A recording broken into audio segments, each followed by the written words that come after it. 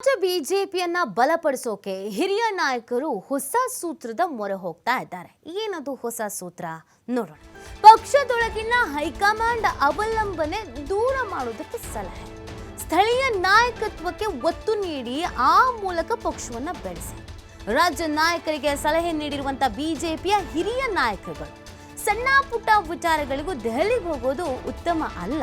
ಬದಲಿಗೆ ರಾಜ್ಯದ ಹಿರಿಯ ನಾಯಕರ ಸಹಕಾರವನ್ನು ಪಡ್ಕೊಳ್ಳಿ.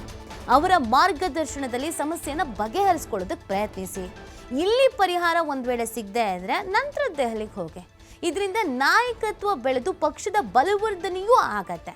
ರಾಜ್ಯ ನಾಯಕರಿಗೆ ಸಲಹೆಯನ್ನ ನೀಡಿದ್ದಾರೆ ಬಿಜೆಪಿಯ ಹಿರಿಯ ನಾಯಕರುಗಳು.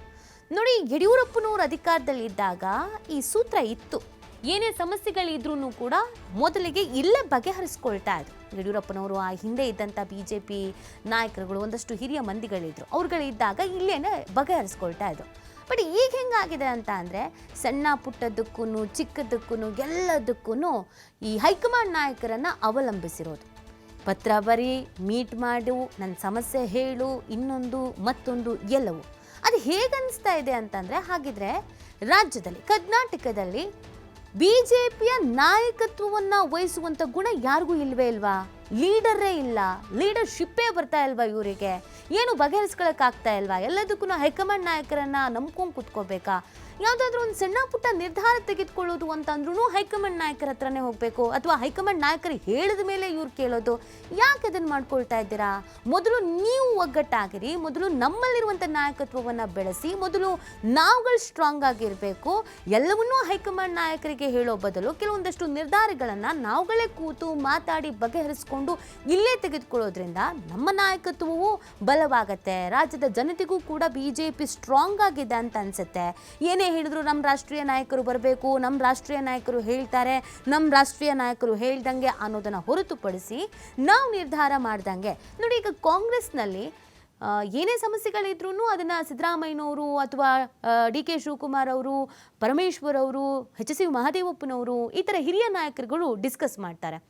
ಅದಾದ ನಂತರ ಅದು ಮೀರಿ ಹೋಗಿದೆ ಅಂದರೆ ಹೈಕಮಾಂಡ್ ಹಂತಕ್ಕೆ ಹೋಗುತ್ತೆ. ಬಟ್ ಬಿ ಜೆ ಪಿಲಿ ಅದಿಲ್ಲ, ನೇರವಾಗಿ ಹೈಕಮಾಂಡ್ ನಾಯಕರ ಹತ್ರಕ್ಕೆ ಹೋಗ್ಬಿಡ್ತಾರೆ.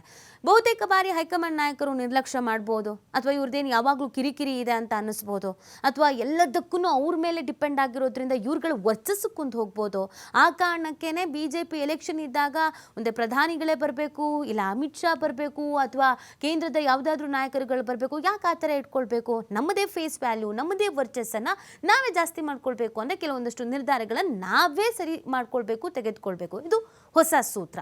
ಸೊ ಇದ್ರ ಬಗ್ಗೆ ಡಿಸ್ಕಸ್ ಆಗಿದೆ ಅನ್ನೋದನ್ನ ಹೇಳಲಾಗ್ತಾ ಇದೆ. ಬಟ್ ಇದು ಎಷ್ಟರ ಮಟ್ಟಿಗೆ ವರ್ಕೌಟ್ ಆಗುತ್ತೆ ಅನ್ನೋದು ಇಲ್ಲಿ ಪ್ರಶ್ನೆ. ಹೌದು, ಮುಂದೆಲ್ಲ ಒಬ್ಬರ ನಾಯಕತ್ವವನ್ನು ನಂಬ್ಕೊಂಡು ಹೋಗ್ತಾ ಇದ್ರು ಅಥವಾ ಬೆಂಬಲ ಸೂಚಿಸ್ತಾ ಇದ್ರು. ಏನೇ ಅಸಮಾಧಾನಗಳು, ಭಿನ್ನಾಭಿಪ್ರಾಯ ಇದ್ರೂ ಅದನ್ನು ಜಗಜ್ಜಾಹಿರು ಮಾಡ್ತಾ ಇರಲಿಲ್ಲ. ಬಟ್ ಈಗ ಹಂಗಲ್ಲ. ಆಲ್ರೆಡಿ ಗುಂಪಾಗಿದೆ, ಭಿನ್ನಮತೀಯರು ಅಂತ ಕರೆಸ್ಕೊಳ್ತಾ ಇದ್ದಾರೆ. ಕೆಲವರು ಉಚ್ಚಾಟನೆ ಆಗಿದೆ, ಜಾತ್ರೆಗೆ ಒಟ್ಟಿಗೆ ಸೇರ್ತಿದ್ದಾರೆ, ಡಿನ್ನರಿಗೆ ಒಟ್ಟಿಗೆ ಸೇರ್ತಾ ಇದ್ದಾರೆ, ಕಾಫಿ ಟೀಗೆ ಒಟ್ಟಿಗೆ ಸೇರ್ತಾ ಇದ್ದಾರೆ. ಕೆಲವರು ನಾಯಕತ್ವವನ್ನು ಒಪ್ಕೊಳ್ಳೋಕ್ಕೆ ರೆಡಿ ಇಲ್ಲ. ನಾನು ಹಿರಿಯ, ನನ್ನ ನೆಗ್ಲೆಕ್ಟ್ ಮಾಡಿದ್ರು, ನಾನು ವಲಸೆ ಬಂದವನು, ನಾನು ಮೊದಲಿಂದ ಇದ್ದವನು, ನಾನು RSS ಇಂದ ಬಂದವನು, ಈ ಥರದ್ದೆಲ್ಲ ಆಗ್ತಾ ಇರಬೇಕಾದ್ರೆ ಒಗ್ಗಟ್ಟಿನ ಕೊರತೆ ಇದೆ ಅನ್ನೋದು ಕೂಡ ಕಾಣಿಸ್ತಿದೆ. ಹಾಗಾಗಿ ಈ ಸೂತ್ರ ಎಷ್ಟರ ಮಟ್ಟಿಗೆ ವರ್ಕೌಟ್ ಆಗುತ್ತೆ ಅನ್ನೋದು ಪ್ರಶ್ನೆ. ಈ ಬಗ್ಗೆ ಮತ್ತಷ್ಟು ಮಾಹಿತಿಯನ್ನು ನೀಡ್ತಾರೆ ನಮ್ಮ ಪ್ರತಿನಿಧಿ ರಾಕೇಶ್. ಈಗಾಗಲೇ ಬಿಜೆಪಿಯಲ್ಲಿ ನಾವು ಗಮನಿಸ್ತಾ ಇದ್ದೀವಿ, ಒಂದಷ್ಟು ಭಿನ್ನಮತರು ಅಂತ ಟೀಮ್ ಆಗಿ ಹೋಗಿದೆ. ಹೌದು, ಬಹು ವರ್ಷಗಳಿಂದನೇ ಇದೊಂದು ಡಿಪೆಂಡ್, ಹೈಕಮಾಂಡ್ ನಾಯಕರು ಬರಬೇಕು, ಹೈಕಮಾಂಡ್ ನಾಯಕರನ್ನು ಕೇಳಬೇಕು ಅನ್ನೋದೆಲ್ಲ ಆಗಿ ಹೋಗಿದೆ. ಬಟ್ ಈಗ ಹೇಳ್ತಾ ಇರುವಂಥ ಸೂತ್ರ ಹೇಗೆ ವರ್ಕೌಟ್ ಆಗತ್ತೆ? ಆ ಸೂತ್ರವನ್ನು ಒಪ್ಕೊಳ್ಳೋದಕ್ಕೆ ರೆಡಿ ಇದ್ದಾರೆ ನಮ್ಮ ರಾಜ್ಯ ನಾಯಕರುಗಳು? ನೀತಿ ರಾಜ್ಯದಲ್ಲಿ ಬಿಜೆಪಿ ಶಕ್ತಿ ಕಳೆದುಕೊಳ್ಳುವುದಕ್ಕೆ ಅತಿಯಾದ ಹೈಕಮಾಂಡ್ ಮೇಲಿನ ಅವಲಂಬನೆ ಅಥವಾ ವರಿಷ್ಠರ ಮೇಲಿನ ಅವಲಂಬನೆ ಜಾಸ್ತಿ ಕಾರಣ ಅನ್ನುವಂತಹ ಸತ್ಯವನ್ನ ಈಗ ಹಿರಿಯ ನಾಯಕರುಗಳು ಒಪ್ಕೊಂಡಿದ್ದಾರೆ. ಜೊತೆಗೆ ಆ ಸಂಬಂಧಪಟ್ಟ ಹಾಗೆ ಪಕ್ಷದ ನಾಯಕರುಗಳಿಗೆ ಅವರು ಕಿವಿ ಮಾತನ್ನ ಕೂಡ ಹೇಳ್ಕೊಂಡಿದ್ದಾರೆ. ಮೊನ್ನೆ ನಡೆದಂತ ಪಕ್ಷದ ಅಸಮಾಧಾನಿತ ಸಭೆಯ ಬಳಿಕ ಪ್ರಮುಖ ನಾಯಕರುಗಳು ಚರ್ಚೆ ಮಾಡಿ ಕಿರಿಯರಿಗೆ ಹೇಳಿದ್ದಿಷ್ಟು, ಪದೇ ಪದೇ ಸಣ್ಣ ಸಣ್ಣ ವಿಚಾರಗಳಿಗೂ ಕೂಡ ನೀವು ವರಿಷ್ಠರ ಬಳಿಗೆ ತೆರಳುವುದನ್ನು ನಿಲ್ಲಿಸಬೇಕು. ದೆಹಲಿಯ ಅವಲಂಬನೆ ಹೆಚ್ಚಾದಷ್ಟು ಪಕ್ಷದಲ್ಲಿ ನಾಯಕತ್ವದ ಕೊರತೆ ಎದುರಾಗುತ್ತೆ. ಆ ಸಮಸ್ಯೆ ಪರಿಹಾರ ಮಾಡಿಕೊಳ್ಳಲಿಕ್ಕೆ ಆಗ್ಲಿಲ್ಲ ಅಂದಾಗ ಮೇಲಿನವರ ಹಸ್ತಕ್ಷೇಪವೂ ಜಾಸ್ತಿ ಆಗುತ್ತೆ. ಇದೇ ರೀತಿ ಮುಂದುವರಿತಾ ಹೋದ್ರೆ ಪಕ್ಷದ ಸಂಪೂರ್ಣ ಹಿಡಿತ ಕಾಂಗ್ರೆಸ್ ಮಾದರಿಯಲ್ಲಿ ಹೈಕಮಾಂಡ್ ಆಡಳಿತಕ್ಕೆ ಒಳಪಡುತ್ತೆ. ಹೀಗಾದ್ರೆ ಪಕ್ಷವನ್ನ ಕಟ್ಟುವುದು ಕಷ್ಟ. ಎರಡನೇ ಸ್ತರದ ನಾಯಕತ್ವವಾಗ್ಲಿ ಮುಂದಿನ ದಿನಗಳಲ್ಲಿ ಬಿಜೆಪಿಯಲ್ಲಿ ನಾಯಕರುಗಳ ಹುಟ್ಟಿಸುವುದಾಗ್ಲಿ ಕಷ್ಟ ಆಗುತ್ತೆ ಅನ್ನುವಂತ ಮಾತನ್ನ ಹೇಳಿದ್ದಾರೆ. ಅಂದ್ರೆ ನಾಯಕತ್ವ ಬೆಳೆಸಿಕೊಳ್ಳುವುದಕ್ಕೆ ಸ್ಥಳೀಯವಾಗಿ ಸಮಸ್ಯೆಗಳನ್ನ ಇತ್ಯರ್ಥಪಡಿಸಿಕೊಳ್ಳುವ ಹಾಗೆ ಅವುಗಳನ್ನ ಹೊರಹಚ್ಚಿ ಸಾಮರ್ಥ್ಯ ಪರಿಶೀಲನೆ ಮಾಡಿಕೊಂಡು ಪಕ್ಷ ಸಂಘಟಿಸುವ ಜವಾಬ್ದಾರಿಯನ್ನು ಯಾರು ಪಡೆದುಕೊಳ್ತಾರೋ ಅವರು ನಾಯಕರಾಗ್ತಾರೆ. ಆ ರೀತಿಯ ಸಾಮರ್ಥ್ಯವನ್ನು ಪ್ರದರ್ಶಿಸದೆ ಕೇವಲ ವರಿಷ್ಠರ ಬಳಿಗೆ ಅವರ ಕೃಪಾ ಕಟಾಕ್ಷದನ್ನು ಹೊಂದಿಕೊಂಡು ಅಥವಾ ಅಲ್ಲಿಗೆ ದೂರನ್ನು ತೆಗೆದುಕೊಂಡು ಹೋಗಿ ಸಮಸ್ಯೆ ಪರಿಹಾರ ಮಾಡಿಕೊಳ್ಳೋದಾದ್ರೆ ಇದು ಕೇವಲ ಸಾಂಕೇತಿಕವಾಗಿ ಆಗುವಂತ ಬೆಳವಣಿಗೆ ಆಗುತ್ತೆ. ಅಂದ್ರೆ ಸ್ವಾಮಿನಿಷ್ಠೆ ಪಾಲನೆ ಮಾತ್ರ ಮಾಡದಂತಾಗುತ್ತೆ. ಸ್ವಾಮಿನಿಷ್ಠೆ ಮಾಡದೇ ಬೇಡ ಅನ್ನುವಂಥದ್ದಲ್ಲ, ಎಲ್ಲವನ್ನೂ ಕೂಡ ಅಲ್ಲಿಗೆ ತೆಗೆದುಕೊಂಡು ಹೋಗುವುದನ್ನು ನಿಲ್ಲಿಸಿ ಅನ್ನುವಂತ ಮಾತನ್ನ ಹೇಳಿದ್ದಾರೆ. ಕಾಂಗ್ರೆಸ್ನಲ್ಲಿ ಈಗ ಲಕೋಟೆ ಸಂಸ್ಕೃತಿ ಬಂದು ಎಲ್ಲವನ್ನೂ ಕೂಡ ಅವರೇ ನಿಯಂತ್ರಣ ಮಾಡ್ತಿದ್ದಾರೆ. ನಾಯಕತ್ವ ಸಿದ್ದರಾಮಯ್ಯನವರನ್ನು ಹೊರತುಪಡಿಸಿ ಮುಂದೆ ಯಾರು ಅನ್ನುವಂತ ಪ್ರಶ್ನೆ ಅವರಲ್ಲೂ ಕೂಡ ಎದುರಾಗಿದೆ. ಹಾಗೆ ನಮ್ಮಲ್ಲೂ ಕೂಡ ಯಡಿಯೂರಪ್ಪನವರ ಹೊರತು ನಾಯಕರು ಯಾರು ಅನ್ನುವಂತ ಪ್ರಶ್ನೆ ಈಗಲೂ ಕೂಡ ಉತ್ತರ ಕಂಡುಕೊಳ್ಳಕ್ಕೆ ಆಗ್ತಾ ಇಲ್ಲ. ಕೆಳಸ್ತರದಲ್ಲಿ ನಾಯಕತ್ವ ಬೆಳೆಸುವಂತ ಸಂಕಷ್ಟ ಎದುರಾಗ್ತಾ ಇದೆ. ಈ ಹಿನ್ನೆಲೆಯಲ್ಲಿ ನೀವೇ ನಿಮ್ಮ ನಾಯಕತ್ವವನ್ನು ಬೆಳೆಸಿಕೊಳ್ಳೋದಕ್ಕೆ ಯೋಚನೆಯನ್ನ ಮಾಡಿ, ಎಲ್ಲೂ ಕೂಡ ಅತಿಯಾದ ಅವಲಂಬನೆ ಮಾಡಬೇಡಿ ಅನ್ನುವಂತ ಮಾತನ್ನ ಹೇಳಿದ್ದಾರೆ. ಹೊಸ ಅಧ್ಯಕ್ಷರಾಗಿ ಬರುವವರಿಗೆ ಇದನ್ನ ಕಿವಿಮಾತಾಗಿ ಹೇಳುವ ಯೋಚನೆಯನ್ನು ಕೂಡ ಮಾಡ್ಕೊಂಡಿದ್ದಾರೆ. ಇದು ನಿಜಕ್ಕೂ ಸಫಲವೇ ಆದಲ್ಲಿ ಎರಡನೇ ಹಂತದ ನಾಯಕತ್ವ ಬೆಳೆಯುವುದರ ಜೊತೆಗೆ ಬಿಜೆಪಿಯ ಕಾರ್ಯಕರ್ತರ ಬೇಸ್ ಪಕ್ಷವಾಗಿರೋದ್ರಿಂದ ಅದು ಕೇಡರ್ ಬೇಸ್ ಪಕ್ಷ ಮತ್ತಷ್ಟು ಬಲಗೊಳ್ಳುವಂತ ಸಾಧ್ಯತೆಗಳಿದೆ. ಆ ನಿಟ್ಟಿನಲ್ಲಿ ಈ ಪ್ರಯತ್ನವನ್ನ ಮಾಡ್ತೇವೆ ಅನ್ನುವಂತ ಮಾತನ್ನ ಅವ್ರು ಹೇಳ್ಕೊಂಡಿದ್ದಾರೆ. ನೀತಿ ರಾಕೇಶ್, ಬಟ್ ಇದು ಈ ಹಿಂದೆನೂ ಕೂಡ ಎಲೆಕ್ಷನ್ ಸಂದರ್ಭದಲ್ಲಿ ಹೈಕಮಾಂಡ್ ನಾಯಕರೇ ಬರಬೇಕು, ಫೇಸ್ ವ್ಯಾಲ್ಯೂ ಇರೋದು ಅವ್ರಿಗೇನೆ, ಈ ಥರ ಚರ್ಚೆಗಳು ಆಗಿತ್ತು. ಹಾಗಿದ್ರೆ ನಮ್ಮಲ್ಲಿರೋರು ಯಾರು ಸ್ಟಾರ್ ಕ್ಯಾಂಪೇನರ್ ಥರ ಇಲ್ವಾ ಅಂತ. ಆದರೆ ಈಗ ಒಬ್ರನ್ನ ಕಂಡ್ರೆ ಒಬ್ರಿಗಾಗಲ್ಲ, ಅಥವಾ ವಿಜಯೇಂದ್ರ ಅವರ ನಾಯಕತ್ವವನ್ನು ಒಪ್ಕೊಳ್ಳೋದಕ್ಕೆ ರೆಡಿ ಇಲ್ಲ, ಯಡಿಯೂರಪ್ಪನವರನ್ನು ಒಪ್ಕೊಳ್ಳೋದಕ್ಕೆ ರೆಡಿ ಇಲ್ಲ. ಈ ಥರದ ಸಿಚುವೇಶನಲ್ಲಿ ಈ ಸೂತ್ರ ಒಪ್ಕೊಳ್ಳೋದು ಹೇಗೆ, ಅಥವಾ ಈ ಸೂತ್ರ ವರ್ಕೌಟ್ ಆಗೋದಾದ್ರೂ ಹೇಗೆ?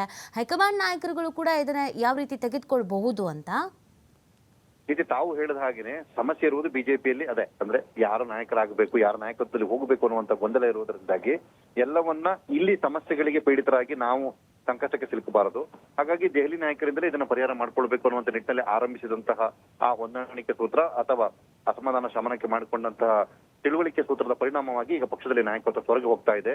ವೈಯಕ್ತಿಕ ದ್ವೇಷಗಳ ಹೊರತಾಗಿಯೂ ಕೂಡ ಪಕ್ಷವನ್ನು ಕಟ್ಟುವುದಕ್ಕೆ ಸಾಧ್ಯ ಅನ್ನೋದನ್ನ ತೋರಿಸಿಕೊಟ್ಟಿದ್ದು ಜೆಡಿಎಸ್ ನಲ್ಲಿ ಹಂತ ಹಂತವಾಗಿ ಎಲ್ಲ ರೀತಿಯಾದಂತಹ ಸಮಸ್ಯೆಗಳಿದ್ರು, ವಿರೋಧಾಭಾಸಗಳಿದ್ರು ಕೂಡ ದೇವೇಗೌಡರು ಮತ್ತು ಕುಮಾರಸ್ವಾಮಿ ಅವರು ಪಕ್ಷವನ್ನ ಹಲವು ಬಾರಿ ಕೆಳಬಿದ್ದಂತ ಸಂದರ್ಭದಲ್ಲಿ ಮೇಲೆ ಎತ್ತಿಕಟ್ಟಿದ್ರು. ಸೊ ಅದೇ ರೀತಿಯಾದಂತಹ ಮಾದರಿ ನಮಗೂ ಸಿಗಬೇಕು. ರಾಷ್ಟ್ರೀಯ ಪಕ್ಷಕ್ಕೆ ರಾಷ್ಟ್ರೀಯ ನಾಯಕತ್ವದ ಮಾರ್ಗದರ್ಶನ ಇರಬೇಕೇ ಹೊರತು ಅವಲಂಬನೆ ಇರಬಾರದು. ಆ ಅವಲಂಬನೆಯಿಂದಲೇ ಪಕ್ಷ ಅವನತಿಯತ್ತ ಸಾಗುವಂತದ್ದು ಹೆಚ್ಚಾಗುತ್ತೆ. ನಮ್ಮಲ್ಲೂ ಅನುಭವಿ ರಾಜಕಾರಣಿಗಳಿದ್ದಾರೆ, ಹಿರಿಯರ ಮಾರ್ಗದರ್ಶನ ಇದೆ. ಕಾಲಾಂತರದಲ್ಲಿ ಎಲ್ಲಾ ರೀತಿಯ ಅಸಮಾಧಾನಗಳು ಬದಲಾಗ್ತವೆ.